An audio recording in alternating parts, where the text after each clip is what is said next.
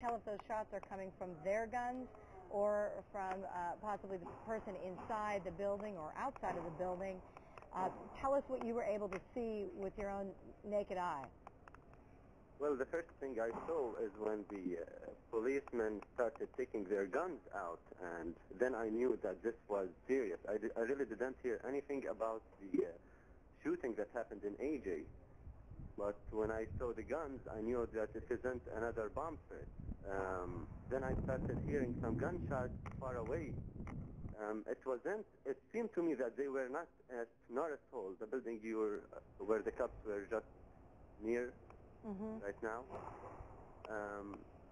And then all the cops were trying to get into Norris Hall. They used like a bomb or something to open one of the doors, or probably they dropped a tear bomb in the building. There was a person in the building in the second floor in Norris, trying to tell the cops that he's in there and probably trying to guide them in.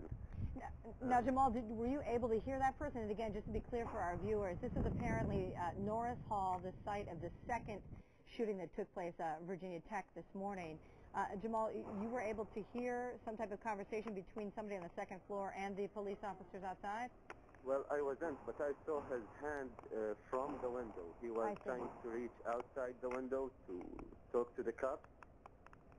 So this is what I saw. I didn't actually hear him talking to them, but he was talking to them. I did not hear what he said. I was a little bit far away from there. All right. Now, after we see the pictures here that you were able to capture with your cell phone, we see that you actually moved quite a bit closer as the police went on down, I assume, inside the building. What happened after all of that? Well, I wasn't able to see anything because the cop came from behind me and he asked me to leave the area. I imagine so, for your safety, obviously. Where are you now, Jamal? What can you tell us about what you know to be happening on campus at this point?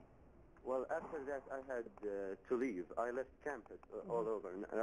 Right now, I'm at my house, away from campus. Yeah, and you had mentioned, just to be clear for everybody, you had mentioned that you thought initially you were not aware that there was actually sort of an event going on, if you will, and that there had been a shooting at a different building earlier in the morning. You had thought this was another bomb threat. You're about the third or fourth person that we've heard from now where the campus had been dealing with some bomb threats.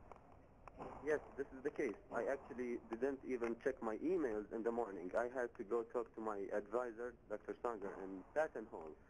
And I was trying to get into Patton Hall while I was around 300 feet. Patton Hall, just for you to know, is not that far from Norris Hall, where the shooting was happening.